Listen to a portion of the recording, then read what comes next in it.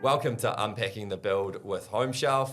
I'm George Glover. I'm joined with Jonathan Driessen. Jonathan, welcome. Thanks for having me, George. Maybe if we can start off, Jonathan, for our listeners and viewers, if you can tell us a little bit about yourself and your role at RPM. Yeah, sure. So I'm one of the general managers of communities. I've been a part of RPM for the best part of close to 6 years. We're an end-to-end project marketing company.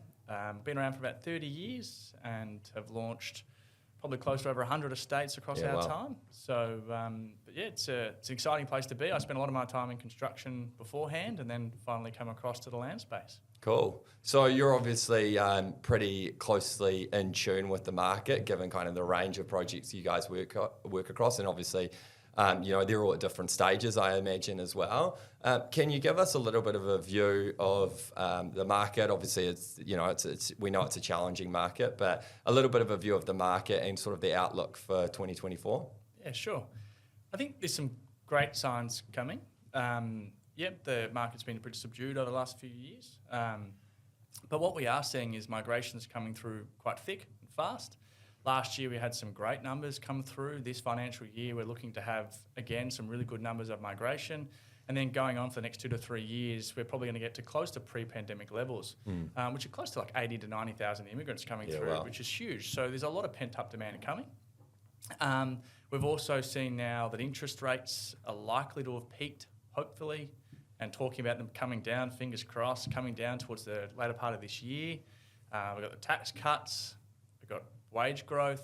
So I think with pent-up demand and those things that I've just mentioned, I think the later part of this year is looking positive. So, Are you seeing a lot of projects at that planning stage and more projects kind of going through that feasibility stage at the moment? Yeah, absolutely. I think we've always got some PSPs currently in planning that'll go through that kind of 5-year, 4-year life cycle. I think for us, the biggest question mark's going to be around the government putting in the 70-30 rule. 70% Greenfield, 30% inner urban. We're now seeing that flip. So I think we're seeing PSPs soften or slow down or being put off the planning line. So it's going to be an interesting year to kind of see what happens and whether the government really do push towards 70% infill versus the outer Greenfield regions, or do they push back knowing that we have the ability to take on a lot of that migration, because going in a city is great, but how do you build up? And although it saves the government money, how do you get an apartment out of the ground, make it affordable, and then be able to supply that type of dwelling at an affordable price to a migrant, where the Greenfield areas allow us to do it a lot easier. Yeah, and obviously there's kind of those two different products, whether it's high density or Greenfield. Obviously, there's always going to be people who want to be kind of more connected into urban areas, and those that kind of want more space. So obviously, kind of it's a trade-off. There's always going to be kind of, well, certainly our viewers, there's always going to be kind of room for both of those categories to kind of grow. Absolutely. So I'd love to hear your perspective on the benefits of building/buying new versus buying an established property. Yeah, good question. Look, I think fundamentally it's about money saving.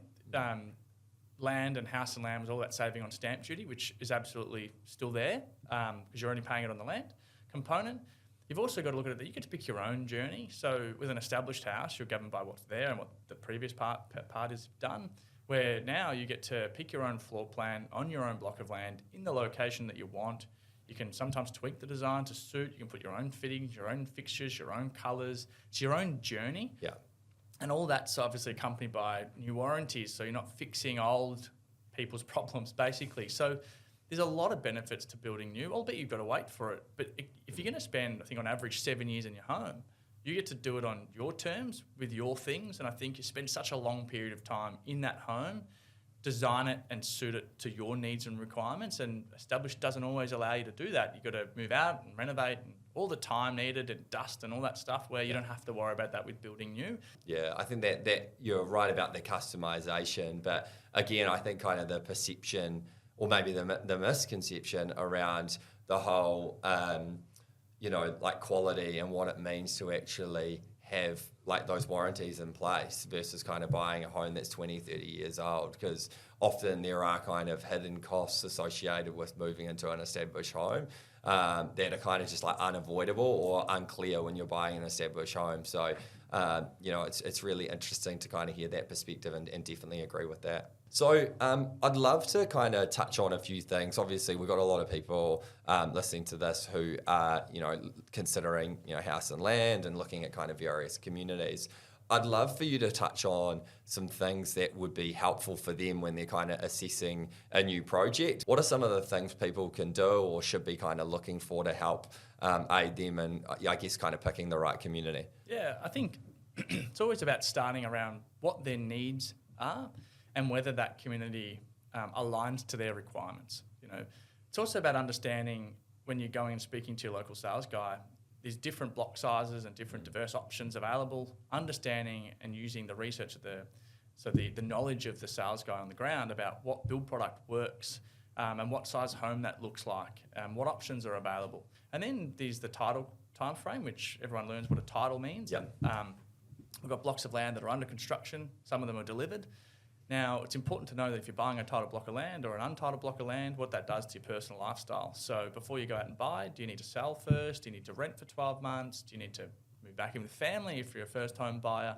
Yeah, there's great. Probably some three things to look at. And you touched on the relationship with builders, which is kind of an interesting one as well. So how's that relationship work kind of between the land developer and kind of the builders? Yeah, so a lot of our guys on the ground, they spend a lot of the time once a week. They're out visiting builders and building relationships and understanding what's on display, what size home, what size block of land is that home sitting on, and forging those relationships and then obtaining house land packages on their own product.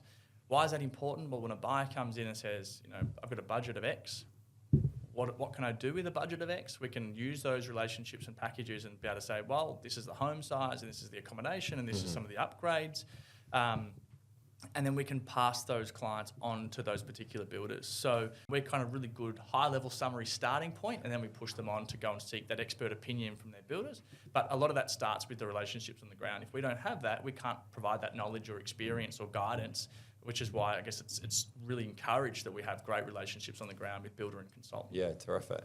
Technology is something that's kind of impacting, property and kind of the ways people search and discover property. Obviously here at Homeshelf, we're trying to kind of push some barriers around, leveraging technology to make it easier for people to kind of search, discover and inquire with home builders. I'd love to hear from your perspective, what are some of the things you're seeing in terms of how technology is kind of changing, I guess, the customer journey for people looking to kind of either buy or build new?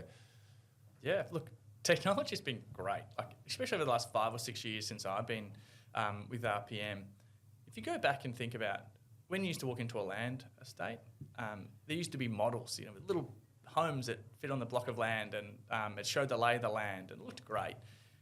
Now you're into interactive master plans where it's a TV screen and you can click and you can see what's available in real time. You can see what packages are available within that block of land. You can see what the renders of the project are going to look like, the proximity of where that block is within local amenity. They're really cool convenience-based discussion points that no one has to leave to find out those things, or you have to walk around the sales office to talk to different points. It's all in one spot, that's really exciting. You've got certain estates now that allow you the ability to put a block on hold or deposit from the comfort of your own home. Yeah. Couldn't do that years ago. So now people can go, I can see this one block of land available. I'm going to put that on hold, and then I'll go and speak to the local land agent. That's pretty exciting because you never had the ability to do that. If it was outside of work hours, you'd have to wait and wait for the guy to get there, and so that's a really good progression point. So technology's been really, really good, and that's all happened in the last 3 to 4 years, 5 years. We're seeing builders now putting virtual reality not virtual reality, but 3D walkthroughs within their homes. That's pretty cool. You can walk through the home of your choice, look at all the walls, look at all the fittings and fixtures, the flow of the home. Again, you couldn't do that 5-6 years ago. So, we've moved really quickly in a relatively short period of time. I'm excited to where the next 5 or 6 to 10 years will go. But it all helps a buyer, and I guess that's the purpose. It makes it faster and easier, more interactive, which is, I guess, the goal of what technology is there and designed to do, and it's absolutely working. Yeah, and I totally agree. I think, at the end of the day, if you kind of look at how technology's evolved, whether you're an Uber user, whether you use Airbnb, it's kind of that whole idea of like information on demand. And I think, like hearing you just answer that question, it's really about like addressing the customer on their terms and trying to make it as convenient as possible for them. Which ultimately leads to a better customer experience and a better kind of process for all. Cool. So that wraps up our conversation today. Really appreciate you coming on and having a conversation with us. We really look forward to, partnering with you guys on the Homeshelf side and, helping to, expose the communities that you guys are working across. So, yeah, really appreciate your time today. Thanks, George. Thanks for having me. It's been great being here. Awesome. Cheers. Thank you.